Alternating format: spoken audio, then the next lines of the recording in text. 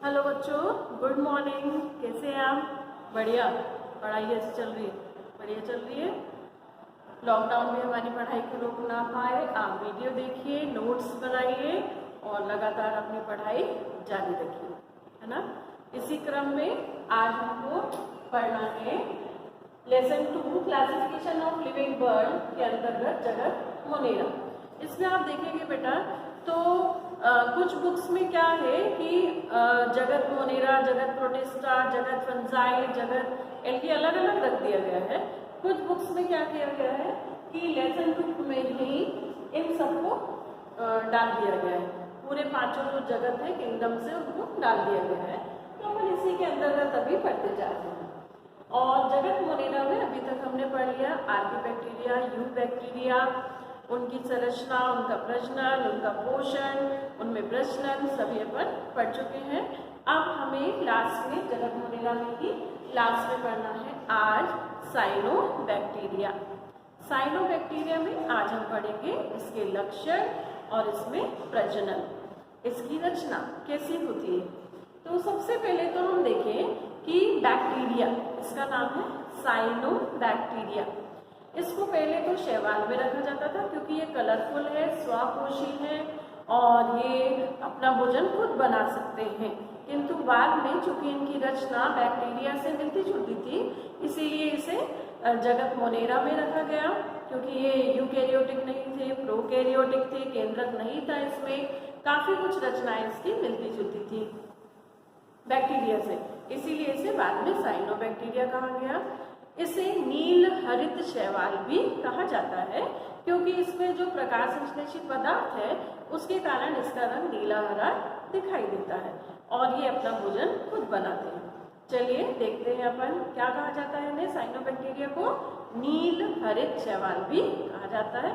इन्हें इससे पहले साइनोफाइसिकोल के अंतर्गत रखा गया था, बाद में इसे जगत मोनेरा में रख दिया गया। अब इसके अपन देखते हैं लक्षण। तो सबसे पहला, चूंकि ये बैक्टीरिया है तो हमारे दिमाग में एकदम फिट होना चाहिए कि ये बैक्टीरिया है, मतलब ये प्रोकैरियोटिक है। प्रोकैरियोटिक है मतलब इसमें क्या नहीं है, इसमें केंद्रक नहीं है। प्रोकैरियोटिक का मीनिंग है केंद्रक नहीं है। तो फिर केंद्रक नहीं है तो आनुवांशिक गुणों को यहाँ वहां कौन ले जाता है, इस पीढ़ी से उस पीढ़ी में आरएनए डीएनए। तो इसमें क्या पाया जाता है आनुवांशिक लक्षणों के लिए, आरएनए एवं डीएनए पाया जाता है, टुकड़े टुकड़े के रूप में इसमें पाया जाता है। ये इसका पहला लक्षण आपके दिमाग में बिल्कुल फिट होना चाहिए। फिर दूसरा लक्षण ये जीवाणु जैसे है, केंद्रक नहीं है, मतलब इसके अंदर कोशिकांगों का अभाव है। कोशिकांगों का अभाव, कोशिकांग का मीनिंग भी आप जानते हैं, अपन पूरे जगत मोनेरा में पढ़ते आ रहे हैं इसको। कोशिकांग यानी mitochondria, endoplasmic reticulum, Golgi body, ये सब नहीं पाए जाते। इसमें क्या पाया जाता है, इसमें राइबोसोम पाए जाते हैं जो प्रोटीन निर्माण का काम करते हैं। इसमें जो कोशिकाएं हैं उसमें से राइबोसोम्स होते हैं। इसमें पट्टिकाएं होती हैं, ये पट्टिकाएं नीले हरे पदार्थ को धारण करके रखती हैं। इसमें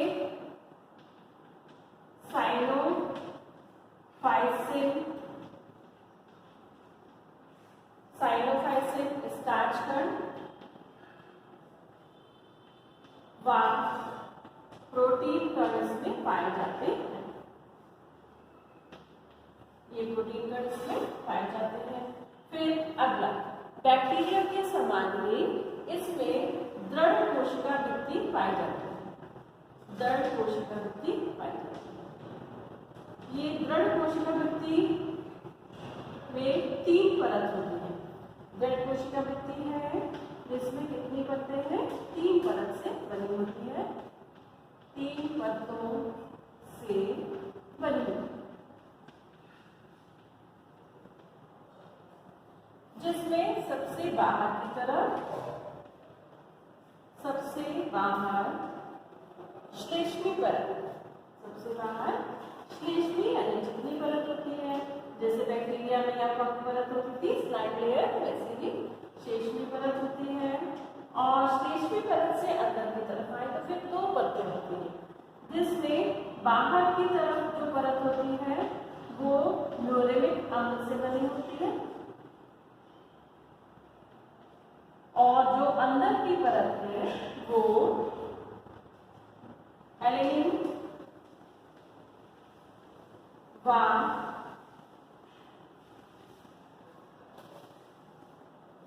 ग्लूटेनिक एसिड की बनी होती है। ग्लूटेनिक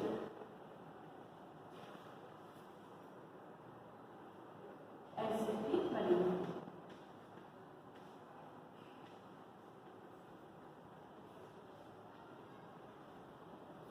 इसके बाद कोशिका भित्ति के और अंदर एरिया पर आए तो कोशिका भित्ति के अंदर में लाइकोप्रोटीन की बनी हुई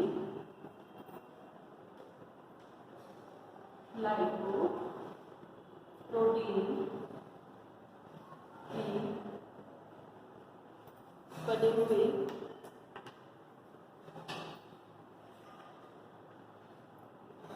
कोशिका झिल्ली पाई जाती है। देखिए झिल्ली और भित्ति में डिफरेंस होता है।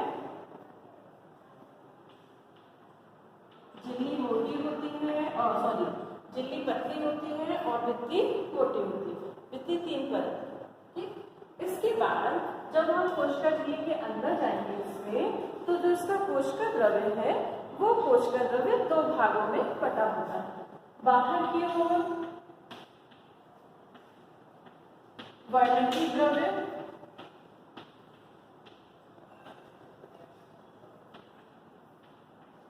एवं भीतर की ओर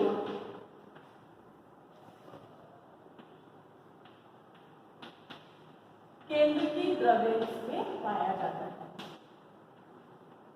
अब देखिए वर्णकी द्रव्य का मीनिंग क्या है। वर्णकी द्रव्य का मीनिंग है वर्णक वाला द्रव्य। देखिए यहाँ पर 2 शब्द होते हैं, द्रव्य और द्रव। द्रव मीन्स लिक्विड, द्रव्य मीन्स पदार्थ, मैटर, वो कैसा भी हो सकता है। तो इसका जो कोशिका द्रव्य है वो 2 भागों में बटा है, वर्णकी द्रव्य और केंद्रीय द्रव्य। जो वर्णकी द्रव्य बाहर की ओर होता है और उसमें कलरफुल पदार्थ प्रकाश संश्लेषण के लिए पाए जाते हैं। अंदर की ओर केंद्रीय द्रव्य होता है जिसमें कि डीएनए और आरएनए के टुकड़े पाए जाते हैं। अब जो वर्णकी द्रव्य है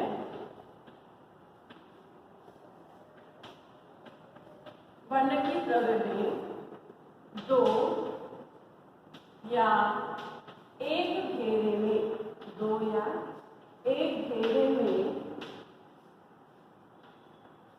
पट्टिकाएं पाई जाती हैं। पट्टिकाएं पाई जाती हैं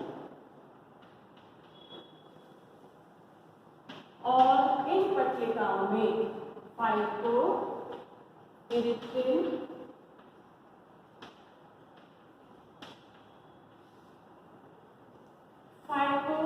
फाइटोसाइनिन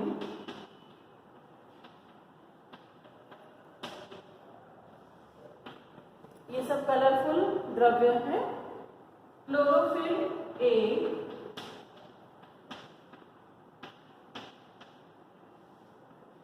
व कैरोटीन पाया जाता है।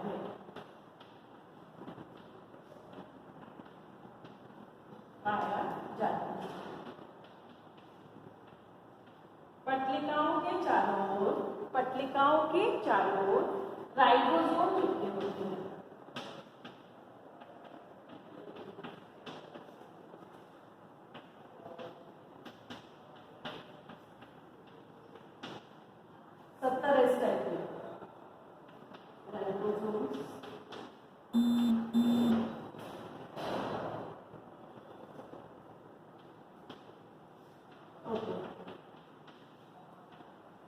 ये है इसके मुख्य लक्षण। और ये तो हो गया हमारा किसके बारे में, वर्णकी द्रव्य के बारे में। अब अगला कौन सा द्रव्य है, केंद्रीय द्रव्य। तो केंद्रीय द्रव्य में डीएनए और आरएनए के टुकड़े इसमें पाए जाते हैं। इनमें प्रजनन प्रजनन अलैंगिक व लैंगिक नहीं होता है। अलैंगिक व लैंगिक नहीं पाया जाता, केवल वृद्धि प्रजनन इसमें पाया जाता है।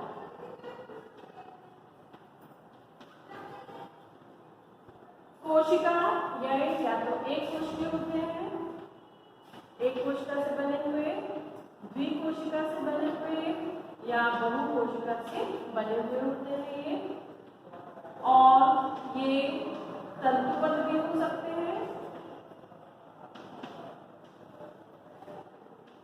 तंतुबद्ध भी हो सकते हैं और एक कोशिकीय भी हो सकते हैं। इनकी रचना हम बनाकर देखते हैं। तो जैसा कि हमने पढ़ा कि इसमें सबसे बाहर की ओर कौन सी परत होती है? सबसे बाहर की ओर इसमें श्लेष्मी परत पाई जाती है। कौन सी परत? श्लेष्मी परत, या हम इसको म्यूसिलेज लेयर भी कह सकते हैं। इसके अंदर में हम जाएंगे तो 3 परतों की बनी हुई, 3 परतों की बनी हुई, 3 परतों की बनी हुई इसमें कोशिका भित्ति पाई जाती है, जिसे हम सेल वॉल कहते हैं। जैसा कि अभी मैंने बताया आपको कि ये सेल वॉल में कौन कौन सी पदार्थ होते हैं? सेल वॉल में बाहर श्लेष्मी परत और फिर उसके बाद की परत न्यूरेमिक अम्ल से और अंदर की परत एलेनिन तथा ग्लूटामिक एसिड से बनी होती है। उसके और अंदर यदि जाएंगे तो कोशिका झिल्ली, बहुत पतली सी कोशिका झिल्ली पाई जाती है, लाइपोप्रोटीन की बनी हुई, जिसे हम कहते हैं सेल मेम्ब्रेन। ये सेल मेम्ब्रेन किसकी बनी है? लाइपोप्रोटीन की। इसके अंदर यहाँ पर हमने पढ़ा कि अंदर की ओर वर्णकी द्रव्य और केंद्रीय द्रव्य होते हैं। तो वर्णकी द्रव्य में क्या पाई जाती है? पट्टिकाएं। क्या पाई जाती है? पट्टिकाएं पाई जाती हैं। ये एक घेरे में भी हो सकती है और 2 घेरे में भी हो सकती है। ये इस तरह से पट्टिकाएं पाई जाती हैं। पट्टिकाएं मतलब झिल्ली से बनी हुई रचनाएं, जिनके अंदर क्या क्या पाया जाता है? फाइकोइरिथ्रिन, फाइकोसाइरिन, क्लोरोफिल ए एंड केरोटिन, जिसके कारण इनका कलर नीला हरा होता है, इसलिए हम इसे नीला इस्तेमाल करते हैं। और इसके चारों ओर पट्टिका को इंग्लिश में कहते हैं लैमेली, लैमेली भी कहते हैं। और पट्टिकाओं के चारों ओर छोटे छोटे 70 टाइप के राइबोसोम चिपके हुए होते हैं, जो कि प्रोटीन निर्माण का कार्य करते हैं। इसमें सभी पट्टिकाओं में ये इस तरह से पाए जाते हैं। क्योंकि इसके कारण ये कलरफुल दिखाई देता है, इसीलिए बाहरी परत को क्या कहा जाता है? वर्णकी द्रव्य। और इसका एक मुख्य लक्षण है, जो अभी लक्षणों पे थोड़ा चुप गया, कि इसमें गैस रिक्तिकाएं पाई जाती हैं। इसमें इसकी ऊर्ध्वापचयी क्रियाओं के फलस्वरूप जो गैस निकलती है, वो गैस छोटी छोटी रचनाओं के रूप में, बुलबुलों के रूप में इसमें भर जाती है, और इसे कहा जाता है इंग्लिश में गैस वैक्यूल।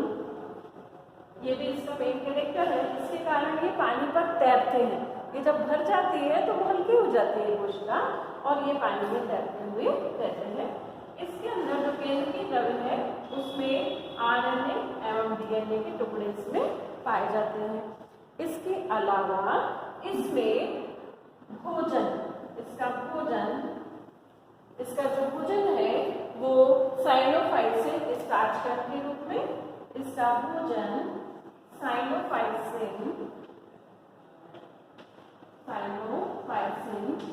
स्टार्च के रूप में, और प्रोटीन कण भी इसमें पाए जाते हैं। प्रोटीन के ग्रैन्यूल्स भी इसमें होते हैं। तो ये इसकी रचना है, ये रचना है इसकी साइनोबैक्टीरिया की। एक बार फिर से अपन देख लेते हैं कि साइनोबैक्टीरिया जो है ये प्रोकैरियोटिक होते हैं, इनमें केंद्रक नहीं पाया जाता। केंद्रक के स्थान पर केवल डीएनए और आरएनए के टुकड़े होते हैं। कोशिकाओं का अभाव होता है, इसमें माइटोकॉन्ड्रिया और एंडोप्लाज्मिक रेटिकुलम, गोल्गी बॉडी ये सब नहीं पाए जाते।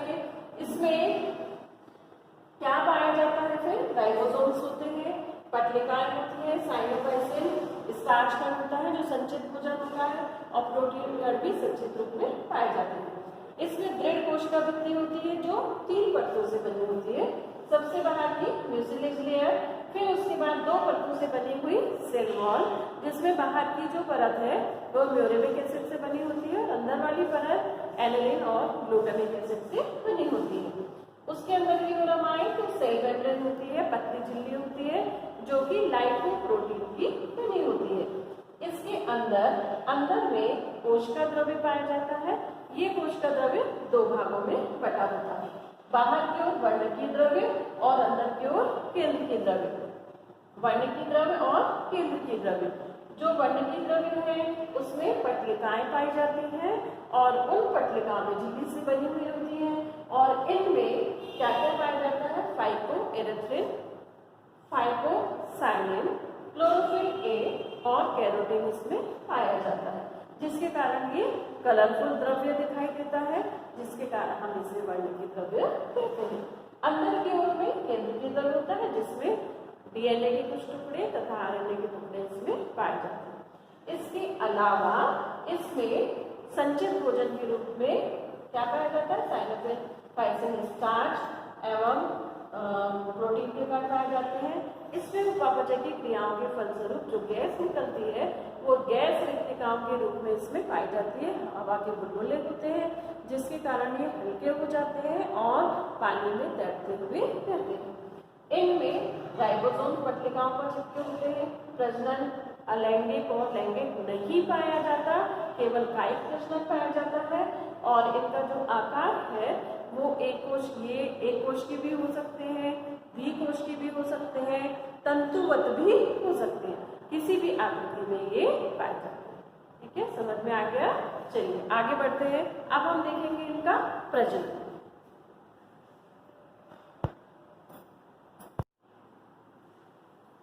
अब हम पढ़ते हैं प्रजनन के बारे में। साइनोबैक्टीरिया में प्रजनन यानी रिप्रोडक्शन। ये रिप्रोडक्शन अपन ने पढ़ा कि लैंगिक और अलैंगिक नहीं पाया जाता, केवल वृद्धि पाया जाता है। तो वृद्धि में भी उसको कई टाइप से होता है, जिसमें प्रथम है हार्मोगोनिया। देखिए हार्मोगोनिया कैसे बनते हैं। ये तंतुवत साइनोबैक्टीरिया है। इस साइनोबैक्टीरिया में जो कोशिका द्रव्य है वो अलग अलग हिस्सों में इस तरह से बढ़ जाता है और इस तरह से बढ़कर अलग अलग टुकड़ों में टूट जाता है और प्रत्येक टुकड़ा जो है ये क्या है? कोशिका द्रव्य। ये कोशिका द्रव्य विभिन्न हिस्सों में बढ़ जाता है, जिसके दोनों सिरे, ये सिरा और ये सिरा आपको दिख रहा है, उत्तल होता है और इसके बाद ये टुकड़ों में टूटकर प्रत्येक टुकड़ा एक नए तंतु को जन्म देता है। इस रचना को, ये जो रचना हमें दिखाई दे रही है जो अलग अलग टुकड़ों में टूट जाती है, उसे कहा जाता है हार्मोगोनिया। क्या कहा जाता है? हार्मोगोनिया। इसमें पूरा का पूरा तंतु कई टुकड़ों में टूट जाता है और उसके बाद ये नए तंतु को जन्म देता है। तो पहला प्रकार हमने वृद्धि प्रजनन का इसमें पढ़ा, कौन सा? हार्मोगोनिया। प्रत्येक तंतु जो है उसमें कोशिका द्रव्य दोनों तरफ से उत्तल होकर सिकुड़ जाता है और इसके अंदर पूरा कोशिका द्रव्य इकट्ठा हो जाता है। इस रचना को ही हम हार्मोगोनिया बोलते हैं। ये फिर टुकड़ों में टूट जाता है और टुकड़ों में टूटकर प्रत्येक हार्मोगोनिया एक नए तंतु को जन्म देता है। ठीक, अब दूसरा है हार्मोस्पोर्स। हार्मोस्पोर्स में क्या होता है? देखिए दोनों में डिफरेंस देखिए। इसमें ये भी तंतु में रचना में होता है, इसमें अलग अलग कोशिकाएं हैं। इसमें कोई एक हिस्सा ज्यादा भोजन इकट्ठा करके फूल जाता है, बाकी कोशिकाएं वैसी ही रहेंगी और एक हिस्सा जो है वो ज्यादा भोजन इकट्ठा करके फूल जाता है और ये हिस्सा टूटकर अलग हो जाता है और अलग होकर ये प्रतिकूल परिस्थितियों में होता है और उसके बाद ये टूटकर अलग होकर ये नए तंतु को जन्म देता है। इस तरह इसमें पहले एक हिस्सा बनेगा, फिर दूसरा हिस्सा बनेगा, इस तरह दोनों इस तरह की रचना बनाते हैं। इसमें क्या होता है, सब एक साथ अलग अलग हो जाते हैं, इसमें एक एक करके धीरे धीरे बाहर अलग होते हैं और अलग होकर ये नए तंतु को जन्म देते हैं। इन्हें कहा जाता है हार्मोस्पोर्स। ये प्रतिकूल परिस्थितियों में ऐसा करते हैं। ठीक है, समझ में आ गया। चलिए आगे है तीसरा वर्गीकरण का प्रकार है एकिनाइट्स। ये फर्स्ट टाइप था, ये सेकेंड टाइप था। आप अपन पढ़ने जा रहे हैं कौन सा, एकिनाइट्स। तो एकिनाइट्स में क्या होता है, देखिए अपन थर्ड में इसमें ये तंतु है, इसके ये तंतु है, ये इस तरह से तंतु है पूरा, और इसमें कोई एक हिस्सा जो है ये भी प्रतिकूल परिस्थितियों में होता है। ये ज्यादा भोजन इकट्ठा कर लेता है और ज्यादा भोजन इकट्ठा करके ये फूल जाता है और इसी तरह पड़ा रहता है। प्रतिकूल परिस्थितियां जब तक है तब तक ये इसी तरह से पड़ा रहेगा, इसमें कोई परिवर्तन नहीं होगा। और जैसे ही अनुकूल परिस्थितियां आएंगी तो ये इसे ही कहा जाता है एकिनाइट्स। ये नए तंतु को जन्म देगा। ये हमने पढ़ लिया कौन सा प्रकार, तीसरा प्रकार एकिनाइट्स। चौथा प्रकार है एक्सोस्पोर्स। ये बहुत ही इंटरेस्टिंग है। इसमें क्या होता है, ये एक तंतु है, ये तंतु है, इसका तंतु है ये साइनोबैक्टीरिया का तंतु में है। अब इसमें इसका नाम है एक्सोस्पोर्स द्वारा। एक्सो यानी क्या होता है, बाहर की ओर, है ना। अपन कहीं भी किसी मॉल में जाते हैं तो वहां पर जहां बाहर निकलना होता है वहां क्या लिखा होता है, एग्जिट यानी बाहर जाओ। तो एक्सोस्पोर्स मतलब बाहर की ओर के स्पोर्स।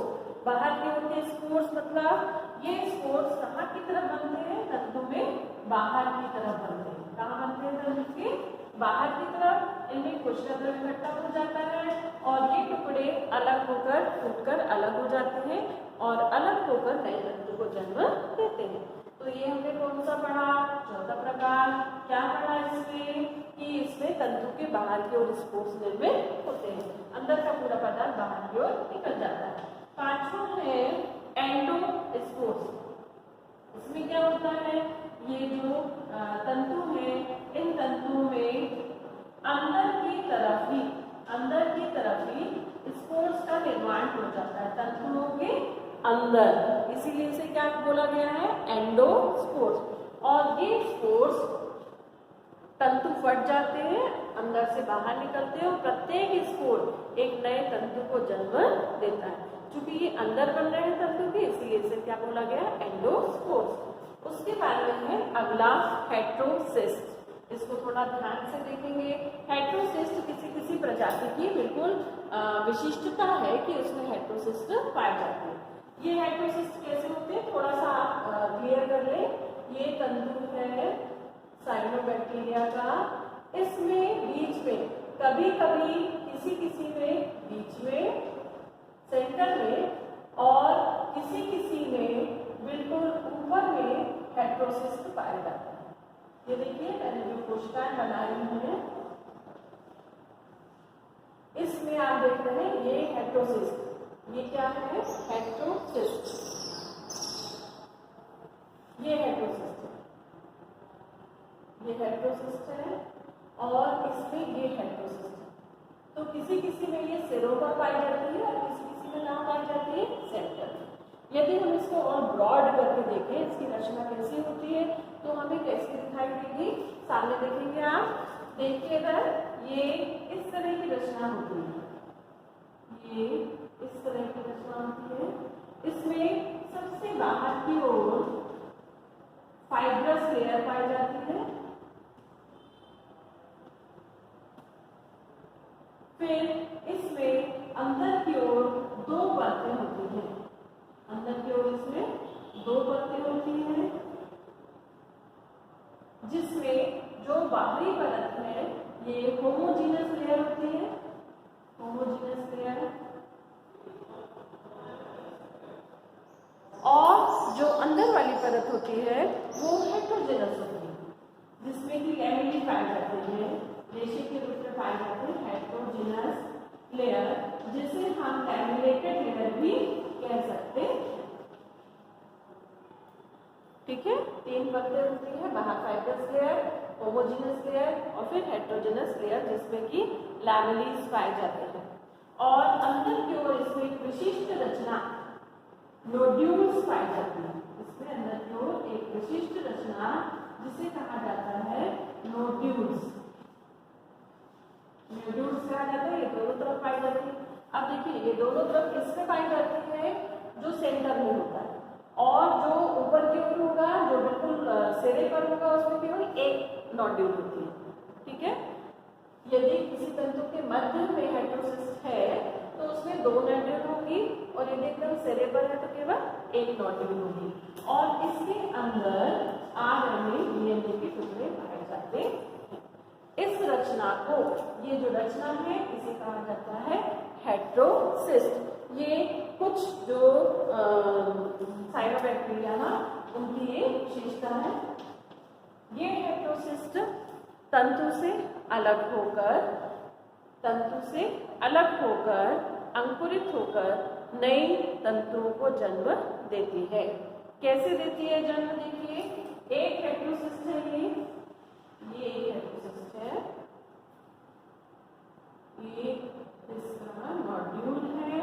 अब क्या होगा, इसके अंदर ये जो हिस्सा है ये बढ़ जाएगा ऐसे भागों में, और इस तरह से अंदर ही अंदर इसमें तंतुओं का निर्माण होता जाएगा। ये हिस्सा इस तरह से फैल जाएगा और ये हिस्सा धीरे धीरे धीरे धीरे आगे की ओर क्या होगा, बढ़ता जाएगा। इस तरह नया तंतु इसमें बन जाता है।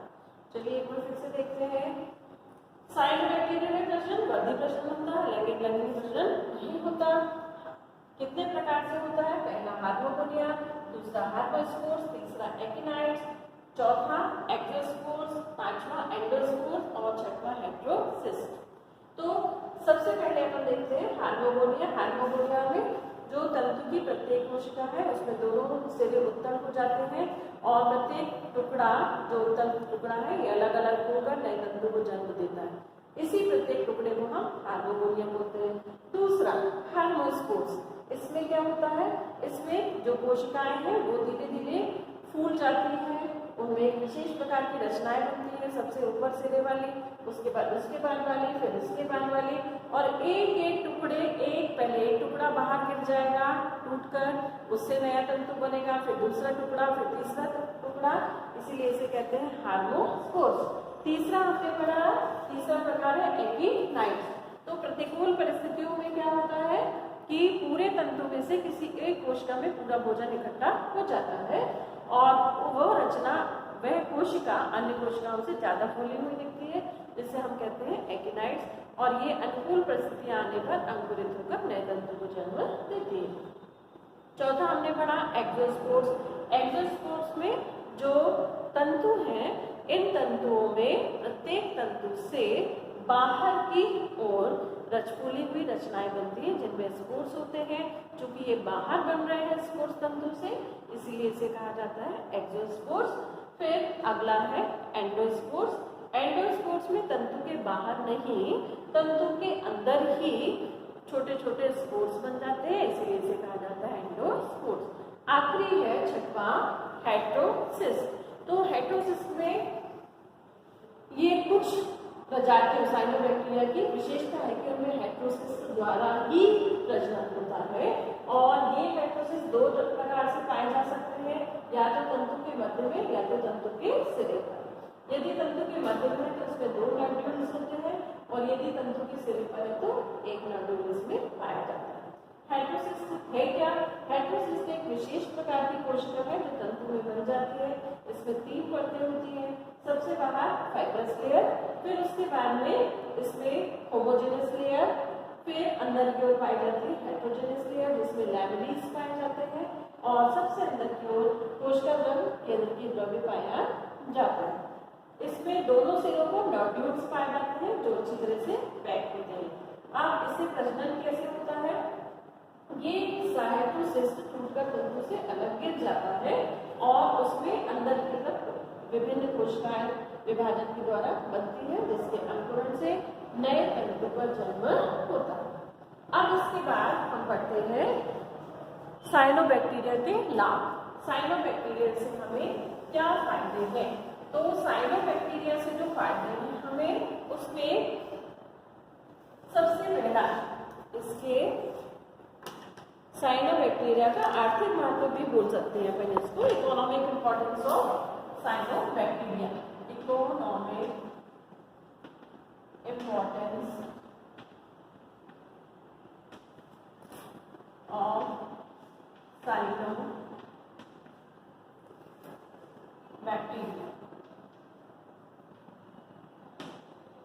तो सबसे पहला इसका इकोनॉमिक इंपॉर्टेंस है कि ये नाइट्रोजन का स्थिरीकरण करता है। नाइट्रोजन स्थिरीकरण, इसकी कई प्रजातियां जैसे एनामिना, नॉस्टॉक, ये प्रजातियां क्या करती हैं? ये वातावरण की नाइट्रोजन को अवशोषित करती हैं और उनको प्रोटीन बनाकर अपने अंदर संचित रखते हैं। तो जब ये यदि किसी तालाब में पाई जाती है या किसी जहाँ पर पानी भरा है वहाँ पर पाई जाती है, तो ये धरती की तलहटों में होती है, पानी की तलहट में होती है और वहाँ पर जो कीचड़ होता है उसमें ये शैवाल उत्पन्न होती हैं। बहुत ज़्यादा मात्रा में ये प्रोटीन का निर्माण करते हैं, जिससे वो नीचे तलहटी की जो मिट्टी है उसमें प्रोटीन की मात्रा बहुत ही अधिक हो जाती है और वो नाइट्रोजन स्थिरीकरण करके प्रोटीन की मात्रा को मिट्टी में बढ़ाता है। प्रोटीन मतलब नाइट्रोजन, तो नाइट्रोजन की मात्रा उसमें बढ़ जाती है, जिसके फलस्वरूप मिट्टी बहुत ही उर्वर हो जाती है। और दूसरा है इसका फायदा, मृदा की उर्वरा क्षमता को बढ़ाना।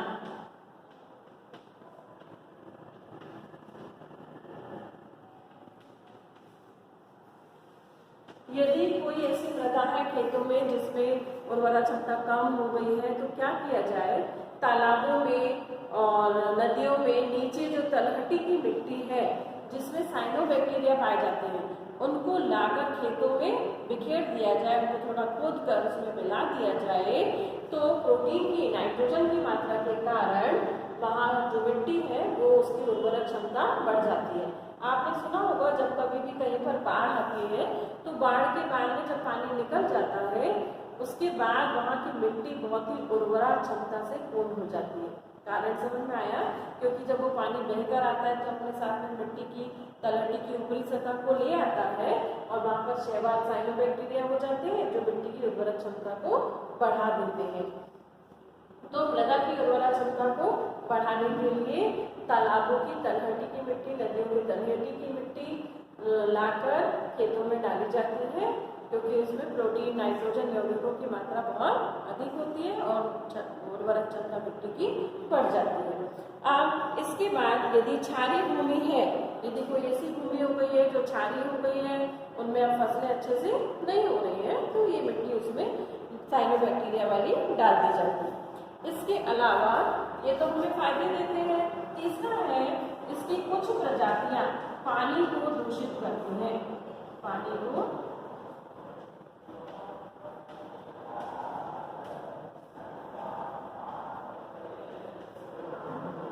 इसकी कुछ प्रजातियां जो है वो पानी को प्रदूषित करती हैं, जिसमें माइक्रोसिस्टिस टॉक्सिका,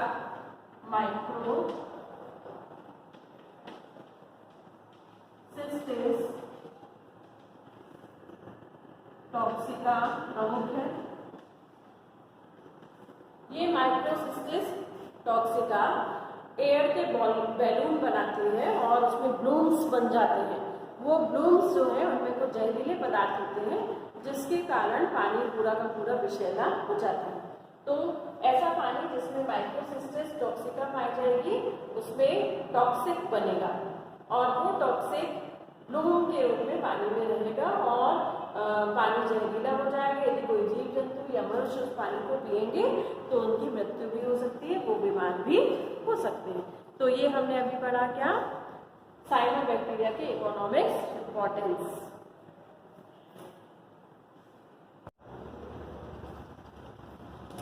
अब इसके बाद हम पढ़ेंगे जगत मोनेरा के अन्य सदस्य, जिसमें एक और है, अभी तक हम पढ़ चुके हैं आर्किबैक्टीरिया, यूबैक्टीरिया, फिर उसके बाद अभी अभी हमने पढ़ा, क्या पढ़ा बताइए, आप में से बता सकते हैं, अभी अभी हमने इसके पहले क्या पढ़ा, हाँ इसके बाद में हमने साइनोबैक्टीरिया पढ़ा, और अब हमको पढ़ना है माइकोप्लाज्मा। जो माइकोप्लाज्मा है वो माइकोप्लाज्मा जो जगत मोनेरा के अंतर्गत आता है, इसमें क्या है, इसमें जो कोशिका भित्ति नहीं पाई जाती, जो कोशिका झिल्ली है वो कोशिका झिल्ली 3 परतों की बनी होती है, और ये कोशिका झिल्ली के अंदर में कोशिका द्रव्य पाया जाता है। कोशिका द्रव्य में आरएनए, डीएनए के टुकड़े पाए जाते हैं। इसके अलावा इसमें जो आरएनए, डीएनए के टुकड़े के अलावा इसमें बीच बीच में ये आरएनए, डीएनए के इस तरह से टुकड़े फैले हुए भी होते हैं, और इसमें बीच बीच में राइबोसोम्स भी पाए जाते हैं। राइबोसोम्स ये है cell membrane, not cell wall, इसमें सेल वॉल नहीं होती, सेल मेम्ब्रेन होती है जो 3 परतों से बनी होती है। इसमें डबल स्ट्रैंड डीएनए भी हो सकता है। इसके अलावा इसमें प्रोटीन के कण पाए जाते हैं, और आरएनए खुलित रूप में पाया जाता है। आरएनए जो है वो खुलित रूप में पाया जाता है, डीएनए का स्ट्रैंड पाया जाता है, और इसमें फूड ग्रेन्यूल्स इसके पाए जाते हैं। फूड ग्रेन्यूल्स इसमें पाए जाते हैं, इसमें माइकोप्लाज्मा में। ये जो माइकोप्लाज्मा है इसको अगर माध्यम पर अगर आप जानते होंगे शैवाल से प्राप्त होता है, इसको प्रयोगशाला में इसको उगाया जा सकता है अगर के ऊपर। इसमें कायिक प्रजनन ही केवल पाया जाता है, लैंगिक और अलैंगिक प्रजनन नहीं पाए जाते, क्योंकि इसके द्वारा जो होने वाले रोग हैं वो मनुष्यों में भी होते हैं, जंतुओं में भी होते हैं, और पौधों में भी होते हैं।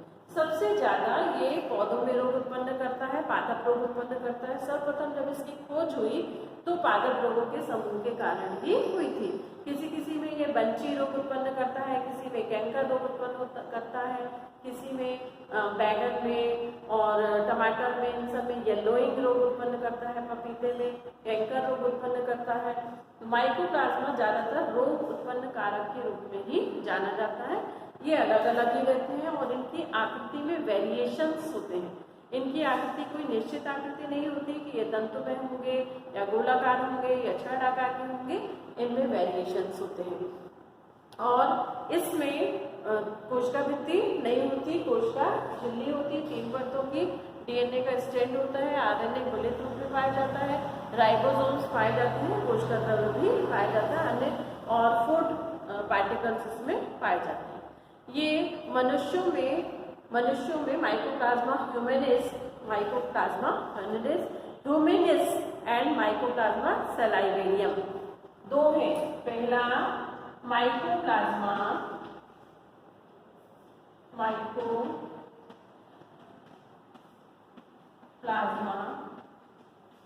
ह्यूमैनिस, ये एक प्रजाति है इसकी,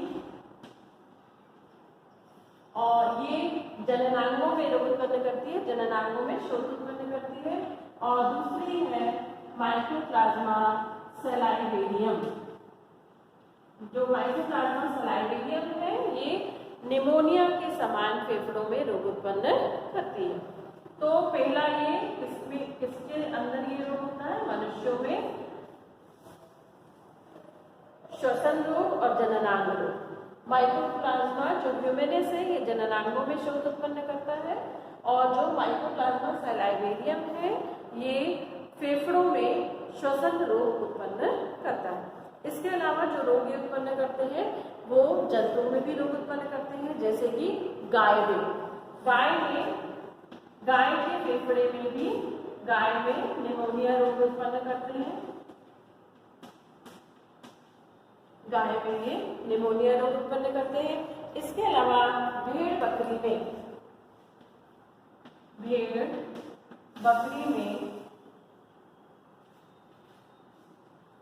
एगेलेटिक्स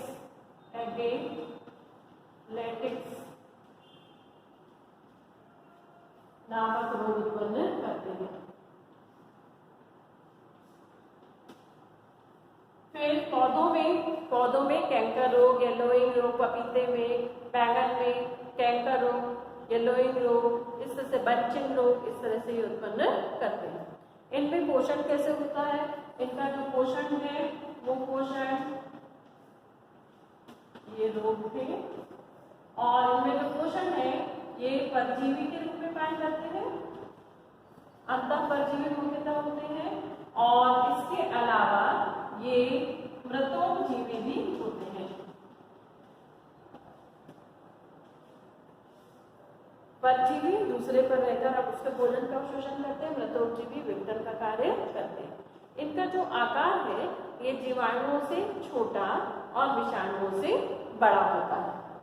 पोषण की बात में, अब इनको यदि पौधों में ये रोग लग जाए तो क्या करना चाहिए? नियंत्रण के लिए क्या करना चाहिए? इनमें नियंत्रण के लिए पौधों की जड़ों में, यदि वहां पर जड़ों में रोग है तो वहां पर गर्म पानी का उपचार देना चाहिए। इसमें स्ट्रेप्टोमाइसिन का छिड़काव करना चाहिए, जो कि इसकी कोशिका भित्ति को गलाकर इनको खत्म कर देते हैं। इनमें ज़्यादा तापक्रम का, बहुत ज़्यादा तापक्रम का जो पानी है वो छिड़कना चाहिए, प्रतिदिन छिड़कना चाहिए जब तक ये नष्ट ना हो जाए, और सल्फर ड्रग्स का उपयोग करना चाहिए। सल्फर ड्रग्स जिसमें सल्फर पाया जाता है उसका उपयोग करें। इसके अलावा प्रतिजैविक पदार्थों का लेप कर देना चाहिए पौधे के ऊपर, जिससे माइकोप्लाज्मा द्वारा जो उत्पन्न रोग वो खत्म हो जाते हैं। तो नियंत्रण के लिए पहला मैंने क्या बताया कि जड़ पे गर्म पानी का उपचार देना चाहिए, और प्रतिजैविक जैसे स्ट्रेप्टोमाइसिन वगैरह का छिड़काव करना चाहिए, कुछ प्रतिजैविकों का लेप कर देना चाहिए, एवं सल्फर ड्रग्स का इस्तेमाल करना चाहिए। इसके बाद में नेक्स्ट है रिक्टिसिया। ये रिक्टिसिया जो है ये बाह्य परजीवी है। ये जूं, टिक्स व खटमल के परजीवी हैं। जो रिक्टिसिया है इसकी रचना बहुत ही छोटी होती है, माइकोप्लाज्मा से भी छोटे होते हैं। ये जूं के ऊपर, जूं हमारा परजीवी है उसके ऊपर पाए जाते हैं, टेक्स पर पाए जाते हैं, और किल्ली जिसको हम कहते हैं, जानवरों में किल्लियां पाई जाती हैं उन पर पाए जाते हैं, या खटमल पर पाए जाते हैं। और इसके सभी समूह जो है वो मनुष्यों में रोग उत्पन्न करते हैं, जिसमें कि रॉकी पर्वत का चित्तीदार ज्वर, टाइफस, रिक्टिसिया, पॉक्स भी इससे होता है तथा क्यू ज्वर भी इससे उत्पन्न होता है। इसके बाद आखिर में है एक्टिनोमाइसीटीज। जो एक्टिनोमाइसीटीज है ये वास्तव में इसे रे कवक कहा जाता है, कवक के अंतर्गत इसको रखा है। ये मृतोपजीवी है, ये तंतु में ही पाए जाते हैं और वर्धी प्रजनन करके स्पोर्स बनाकर ये अपना प्रजनन करते हैं। इनके बारे में बहुत ज़्यादा जानकारी इनको नहीं है। इनके अंदर जो कुल है माइक्रोबैक्टीरिया, बैक्टीरियोमाइसिस, रिक्टिसिया आदि कुल के अंतर्गत इनको रखा गया। तो ये थे मोनेरा के सभी सदस्य। आज हमने मोनेरा के बारे में, जगत मोनेरा में जितने भी सदस्य पाए जाते हैं सबके बारे में पढ़ लिया। अब आज के प्रश्न है, पहला प्रश्न जो है, नील हरित शैवाल का यह नाम क्यों पड़ा?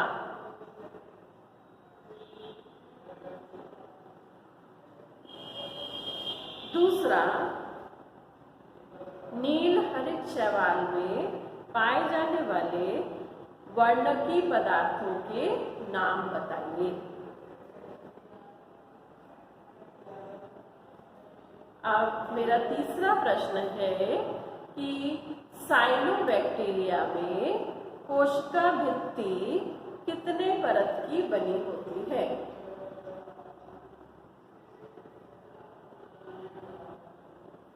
मेरा अगला प्रश्न है, जगत मोनेरा के किस सदस्यों में गैस रिक्तिकाएं पाई जाती हैं? और मेरा पांचवा प्रश्न है कि पादप रोग समूह, जो जगत मोनेरा में पाया जाने वाला पादप रोग समूह है जिसके कारण पौधों में ज्यादा रोग उत्पन्न होते हैं या निमोनिया रोग उत्पन्न होता है, उस समूह का नाम बताइए। ठीक, आप पूरा वीडियो देखिए और उसको लाइक एंड सब्सक्राइब करिए, उसको बार बार देखिए, अच्छे से समझिए, उसके बाद में नोट्स बनाइए। ओके।